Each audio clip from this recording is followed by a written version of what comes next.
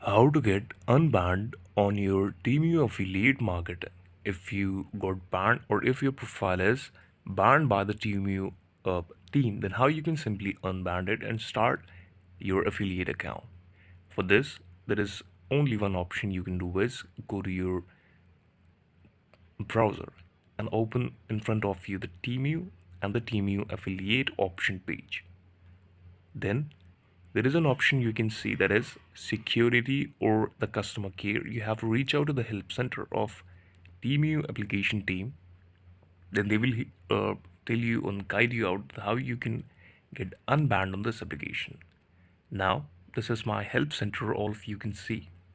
But I will simply scroll down and here you will see that all the topics you can read about, but we simply have to check that how we can get unbanned. So you need to contact to the customer care service through your email ID or through your phone number. You can call them or you can text them.